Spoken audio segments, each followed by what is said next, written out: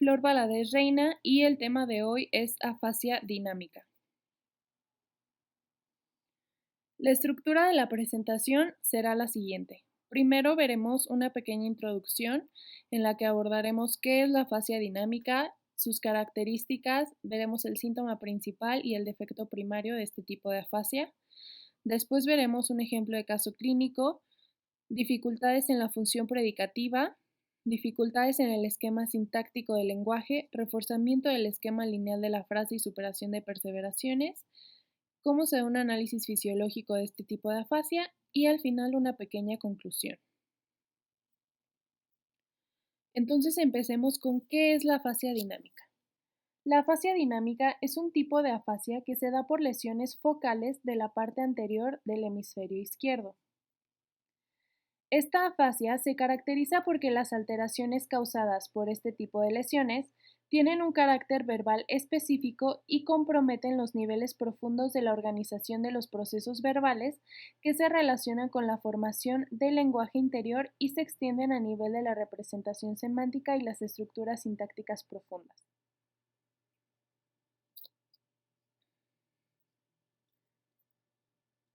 En cuanto a la conducta de estos pacientes, estará conservada ya que no se van a observar fenómenos de la pérdida de la intención inicial, inestabilidad de la idea o sustitución de la actividad orientada a un objetivo por estereotipos inertes patológicos.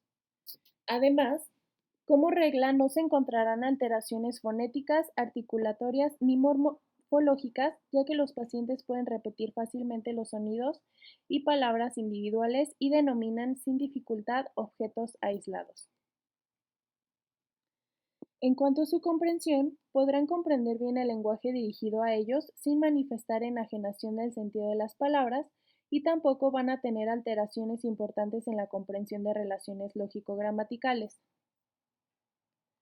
Sobre la escritura, lectura y cálculo estarán conservados y su actividad verbal no perderá su carácter organizado y dirigido. El síntoma principal de estos pacientes es el siguiente.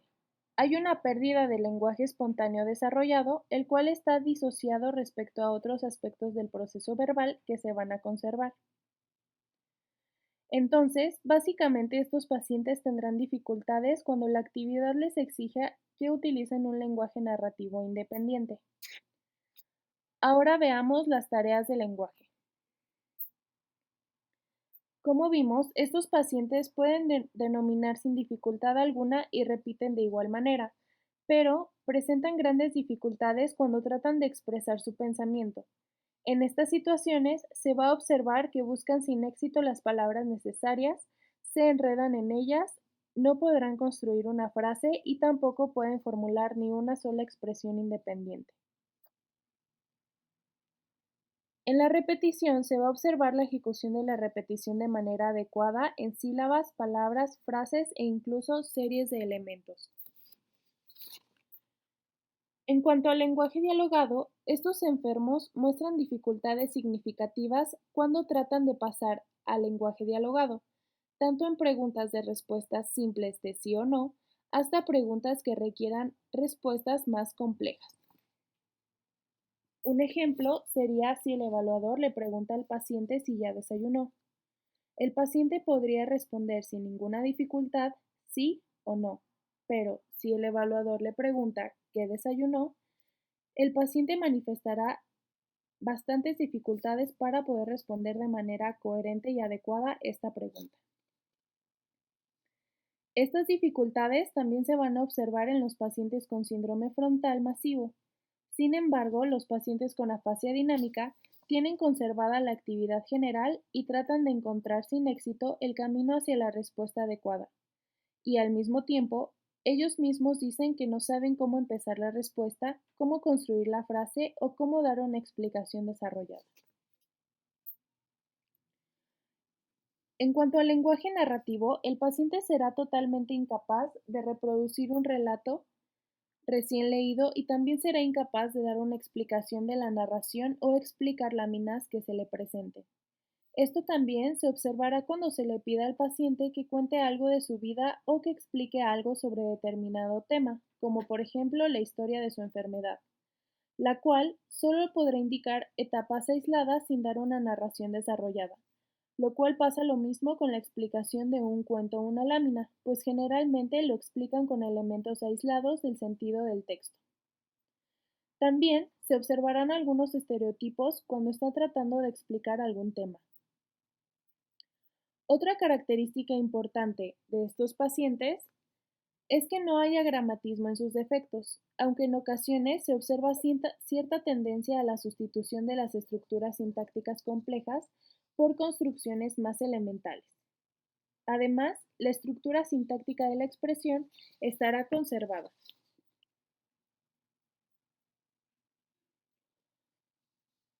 Entonces, el trastorno principal de la formación de la expresión independiente se encuentra a nivel de la formación del esquema del sentido de la expresión, y este trastorno se refiere a defectos en el lenguaje interno, ya que su estructura predicativa del mismo lenguaje interno preparará el desarrollo de la expresión. El defecto fundamental de estos pacientes se encuentra a nivel del paso de las estructuras sintácticas profundas a las superficiales o externas, y es por esto que se les dificulta pasar de la repetición y la denominación a la expresión desarrollada. Como habíamos comentado, estos pacientes no tienen síntomas de gramatismo, sino que en su expresión aparecen estructuras sintácticas algo pobres. Y esto muestra que el defecto fundamental en estos casos consiste no en la destrucción de la estructura sintáctica superficial de la expresión, sino en la destrucción de la estructura sintáctica profunda, la cual es indispensable para la adecuada organización comunicativa. Ahora veamos un caso clínico. Paciente Book de 23 años es estudiante. Sufrió una hemorragia cerebral por rotura de un aneurisma situado en la bifurcación entre la arteria cerebral anterior y las ramas anteriores de la arteria cerebral media. El paciente permaneció en coma por un tiempo y luego apareció una hemiparesia derecha y graves desórdenes en el lenguaje en forma de afasia motora con conservación de la comprensión. El paciente no tenía trastornos de la sensibilidad. El paciente estaba orientado en el tiempo y espacio y comprendía bien el lenguaje y no presentaba alienación del sentido de las palabras. La denominación de objetos, tanto aislados como en serie, era normal. Repetía sílabas y palabras simples y complejas y podía repetir fácilmente pares de palabras y frases cortas.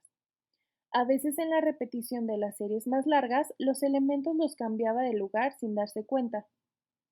La repetición de frases largas era posible, pero cuando había una interferencia de por medio, se observaba la pérdida de elementos secundarios de la oración como las conjunciones. Sobre el lenguaje dialogado, era muy pobre, repitiendo casi solamente sí o no, o una palabra por cada pregunta que le hacían. Por ejemplo, el evaluador le pregunta al paciente: ¿dónde vives? El paciente le responde: Kazán. Cuéntame algo de esa ciudad. ¿Cómo es? El paciente le responde que no lo sabe. ¿Qué lugares interesantes tiene? El paciente no le responde. El evaluador le pregunta si tiene teatros, tiendas o museos, a lo que el paciente responde solamente que sí.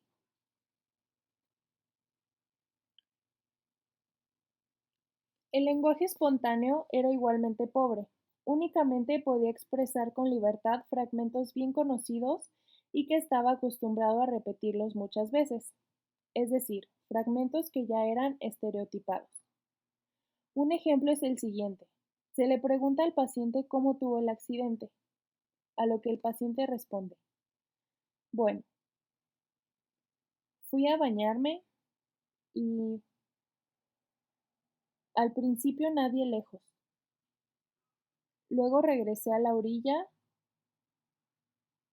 me dolió algo, entré en el agua hasta la cintura. Se me paralizaron la mano y la pierna, perdí el conocimiento. Shashka me sacó, me llevaron en el coche a casa, luego al hospital de Kazán. Aquí podemos observar que el lenguaje habitual del paciente no presenta manifestaciones de estilo telegráfico, conserva frases cortas y se distingue por ser fragmentado, interrumpido por pausas y con un carácter no fluido. En cuanto al lenguaje narrativo, el paciente era capaz de explicar el contenido de un relato, como por ejemplo el de la gallina de los huevos de oro. Sin embargo, cuando se le pedía explicar la moraleja o decir una expresión independiente, se le dificulta demasiado y en la mayoría de los casos el paciente se quedaba sin decir nada. Se le preguntó el sentido del cuento de la hormiga y la paloma al paciente y él lo expresó con una sola palabra, la cual era amistad. Además, se le dificulta aún más relatar lo que estaba pasando en una lámina, pues la expresión era muy pobre y el desarrollo del tema era cambiado por la repetición frecuente de fragmentos individuales y simples. Un ejemplo es cuando se le pidió al paciente detallar el sentido del cuadro La carta del frente. Esto es lo que él dice. El evaluador le pregunta: ¿qué ha sucedido? Explíquelo todo en conjunto, a lo que el paciente responde: alegría en estas caras. ¿Pero qué ha sucedido?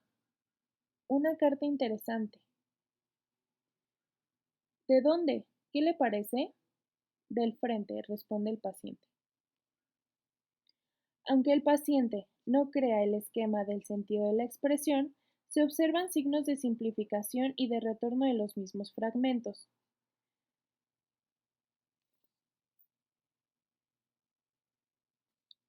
Esto se observa aún más cuando se le pide dar una explicación oral sobre un tema determinado, pues se observa la imposibilidad de dar una expresión fluida y desarrollada repitiendo constantemente los mismos fragmentos. Aquí tenemos un ejemplo. Se le pidió al paciente que hablara sobre el norte. El paciente dice: en el norte hace mucho frío. El norte es muy frío. Allí está el norte. En el norte hace mucho frío. Aún sugiriendo el comienzo de la narración, la expresión se seguía limitando a cortos fragmentos que describen solo un detalle del tema, por lo que se observa claramente que el paciente tiene imposibilidad de desarrollar una expresión independiente sobre un tema propuesto. Por otro lado, si se le da al paciente el tipo de ayuda que tiene que ver con darle una serie de palabras de apoyo para que pueda utilizarlas en su relato, se le facilita significativamente.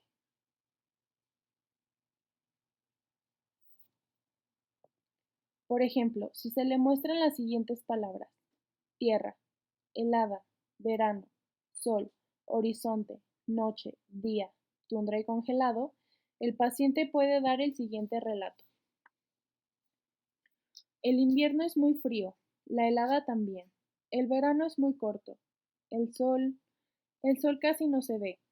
El horizonte, el sol se eleva sobre el horizonte. La noche dura medio año, 6 meses de noche y 6 meses de día. Mucha tundra, muy pobre es la tundra. Allí la congelación es más fuerte. Con este ejemplo podemos ver que la expresión espontánea puede compensarse por el apoyo sucesivo en las palabras ofrecidas al paciente. Por eso, cuando se le pide al paciente formar una oración con 3 palabras que se le otorgan, puede hacerlo sin ninguna dificultad. Por ejemplo, nieve, quitar, barrendero. El paciente dice: el barrendero quitó la nieve. Cuando se le pide que forme una oración con más palabras dadas, como por ejemplo, enfermo, detalladamente, examinar, prescribir y operación, el paciente tiene un poco más de dificultades y dice: al enfermo detalladamente examinar, hacer operación. No, hicieron la operación. Algo similar pasa con las láminas, pues como ya vimos, cuando se le pide al paciente desarrollar o narrar lo que está pasando en una lámina, se le dificulta demasiado. Sin embargo, si se le da una serie de láminas que desarrollen sucesivamente un argumento, el paciente se apoya en ellas y de esta forma da un relato coherente. Por ejemplo, Si se le da una serie de láminas representando a un muchacho que se encuentra a una muchacha y que se va caminando e intenta levantar un carro, pero no puede, el paciente puede dar la siguiente expresión. El muchacho se encuentra a una chica, da la vuelta, está caminando, intenta mover un coche y no puede. Como algunas conclusiones, para el paciente el desarrollo independiente de un tema y el paso del lenguaje repetido y la denominación a la expresión desarrollada independiente se muestra muy difícil. El defecto observado es compensado con la ayuda de apoyos que sean palabras complementarias o imágenes sucesivas. Esto le ayuda al paciente porque se elimina la necesidad del paso independiente hacia la expresión desarrollada y la tarea se reduce a una simple sucesión de palabras o imágenes que generan simples frases aisladas que no son concatenadas. Pero, ¿cuál es la base del efecto descrito?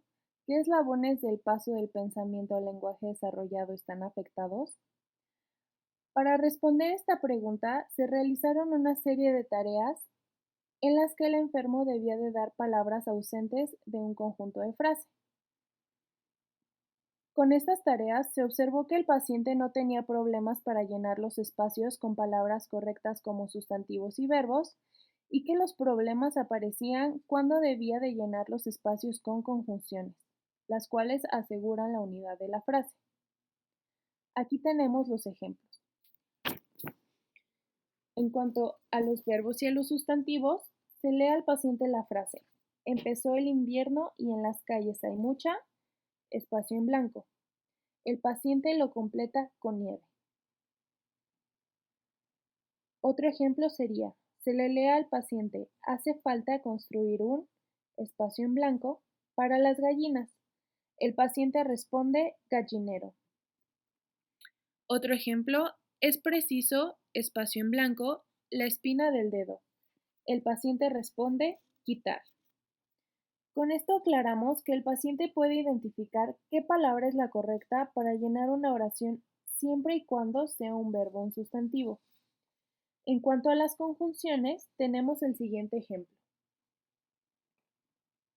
Se lee al paciente la frase: llegué tarde al cine, espacio en blanco, me apresuré mucho. La conjunción faltante es a pesar de o aunque. El paciente responde: y me apresuré mucho. Llegué al cine al cual me apresuré mucho. Con esto observamos las grandes dificultades que provoca en el paciente las tareas de llenar espacios en blanco con conjunciones y palabras que le dan coherencia a la expresión. Entonces, en la base de la alteración de la expresión independiente y desarrollada, que es la manifestación fundamental de la fascia dinámica, existe una alteración de la correlación del tema y el rema que garantiza la unidad de la expresión. Como una pequeña nota, el tema es la idea principal sobre la que se basa el contenido del mensaje. El rema es todo aquello que decimos sobre el tema. Esta alteración se manifiesta en impedimentos en el uso de palabras auxiliares que puedan considerarse como los principales elementos constructivos de las estructuras sintagmáticas. El principal defecto se sitúa en las primeras etapas del paso de la representación semántica del contenido inicial a la expresión coherente. Ahora veremos las dificultades en la función predicativa. El déficit básico en casos de afasia dinámica supone una alteración de la función predicativa del habla. Se ha sugerido que el proceso que es iniciado por un pensamiento y que termina en una frase de manera externa, tiene como enlace transicional el habla interior abreviado en su forma y predicativo en su estructura. Este discurso interior supone que es un mecanismo utilizado por el sujeto para una transición de una idea preliminar a la proposición verbal externa o extendida. Se supone que este discurso interno con su función predicativa, que participa en la formación de la estructura o esquema de una oración, se ve perturbado en casos de afasia dinámica. Entonces, si estos pacientes realmente tienen una alteración de la función predicativa del habla, encontrar nombres de acciones debería de ser mucho más difícil que encontrar los nombres de los objetos. Para esto, se hizo un pequeño experimento con pacientes con afasia dinámica, afasia sensorial y sujetos normales. Con los ojos cerrados, se les pidió que dieran tantos nombres de objetos y de acciones como pudieran durante un minuto. Los sujetos normales no tenían dificultad en la tarea y no señalaban diferencias en la búsqueda de nombres de objetos y nombres de acciones. Los pacientes con afasia temporal o sensorial tuvieron graves dificultades para nombrar objetos. En cuanto a los pacientes con afasia dinámica, se pueden dividir en tres grupos. El primer grupo consistió en pacientes con síndrome masivo de afasia dinámica y no pudieron encontrar nombres de objetos ni de acciones, y en lugar de dar una serie de nombres, solo dieron estereotipos verbales. El segundo grupo pudo encontrar de 9 a 10 nombres de objetos en un minuto, pero no pudo dar nombres de acciones. Y en cuanto al tercer grupo, este incluye a pacientes con una buena recuperación de la afasia dinámica que no tenían ninguna alteración en la denominación de los objetos, pero marcadas dificultades para encontrar los nombres de las acciones. Podemos observar que en estos pacientes encontrar verbos es 4 veces más difícil que encontrar o nombrar objetos.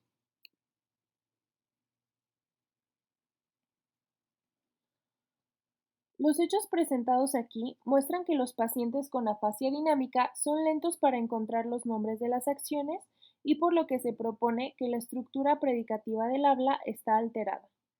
Ahora debemos preguntarnos si este defecto es la causa más importante de las dificultades en la construcción del lenguaje espontáneo y, de ser así, el síntoma importante de la afasia dinámica. Ahora veremos dificultades en el esquema sintáctico del lenguaje. Como se señaló, se podría suponer que la dificultad para nombrar acciones refleja una perturbación más profunda, la de la forma predicativa del habla interior. Una de las hipótesis de Vygotsky fue que el habla interior, abreviada en su estructura y predicativa en su función, es un vínculo muy importante entre el pensamiento inicial y la proposición verbal extendida final. Como ya hemos dicho, no fue una alteración del pensamiento inicial la causa de la incapacidad del paciente para participar en un discurso extenso activo y tampoco hay una alteración del habla expresiva final que fue la causa del defecto. Es decir, los pacientes con afasia dinámica no tenían problemas en la organización motora del habla ni dificultades para nombrar objetos.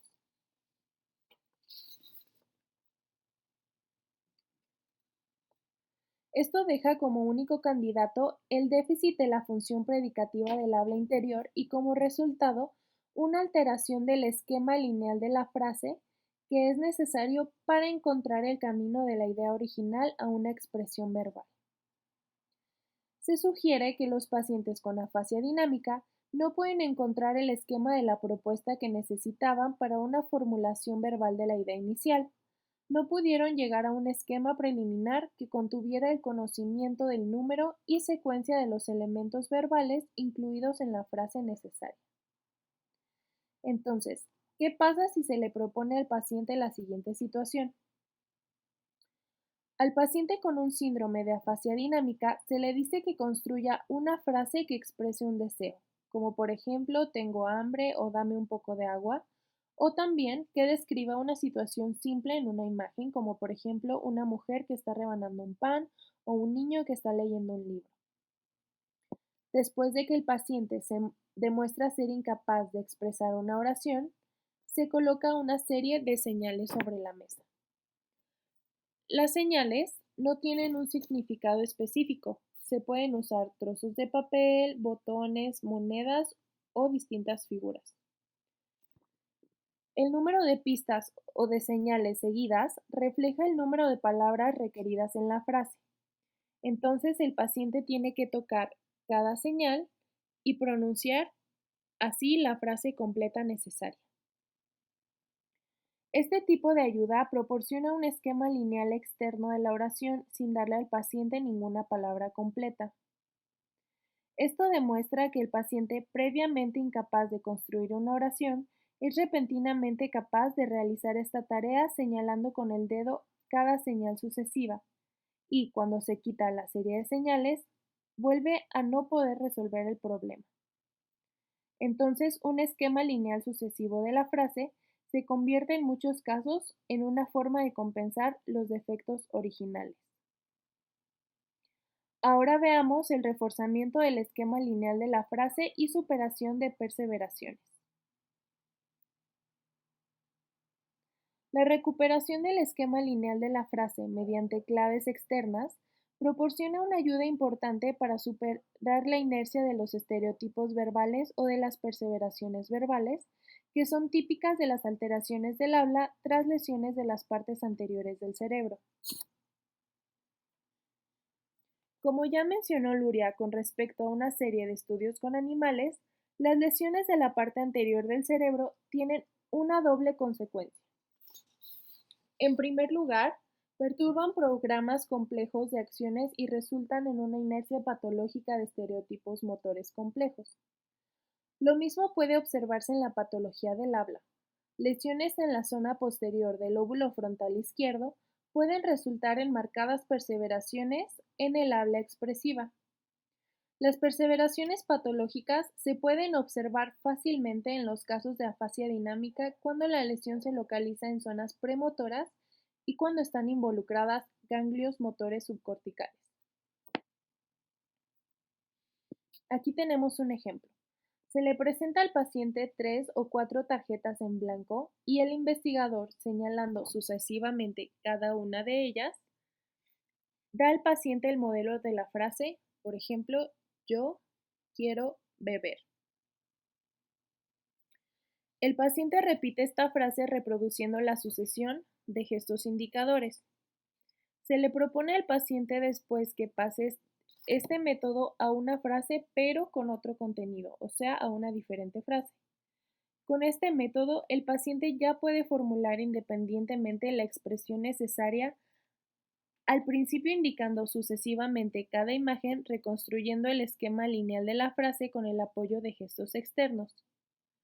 Después, estos gestos indicativos se convierten en innecesarios y el paciente va a empezar a formular la expresión con tan solo mirar la serie de tarjetas. Después, en la última fase, el paciente ya no tendrá que necesitar signos visuales externos como las figuras o las tarjetas en blanco. Ahora veamos el análisis fisiológico.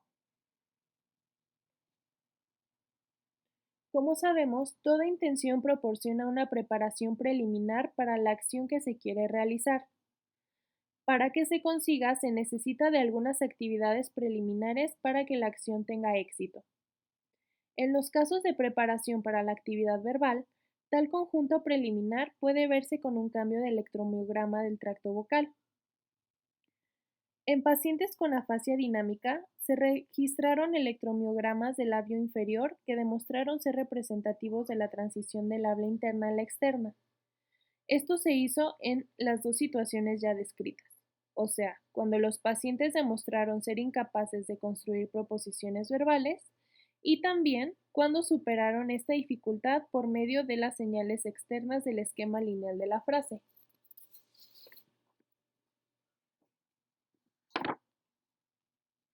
Se pidió al paciente que estuviera preparado para una respuesta verbal sin dar en voz alta la respuesta requerida. La electromiografía del labio inferior se registró en 3 casos.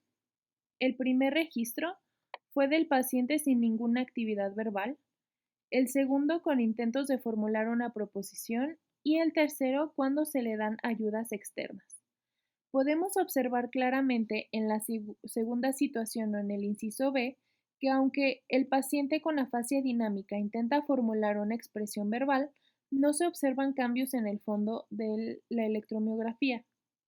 Esto prueba que las alteraciones en estos pacientes no se localizan en el vínculo motor de la expresión verbal en sí, sino que existe un bloqueo de los impulsos verbales en una etapa preliminar.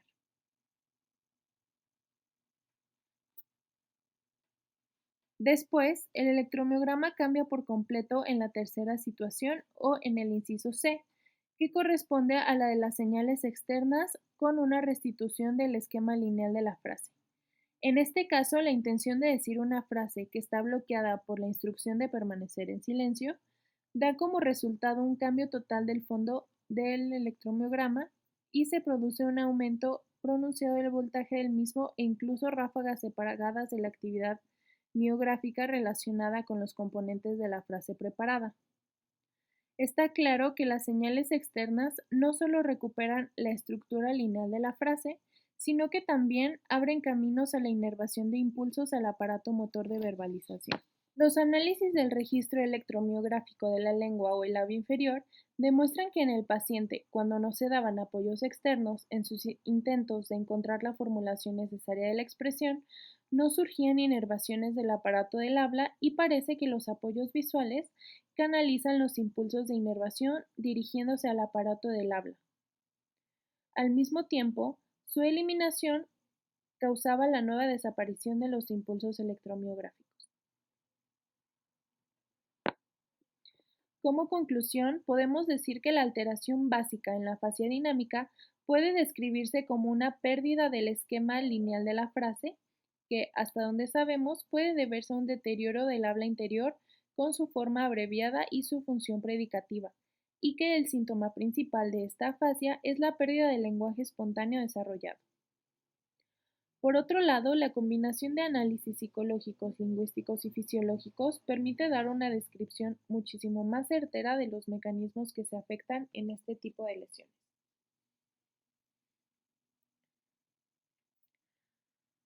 Por mi parte, esto sería todo. Muchas gracias.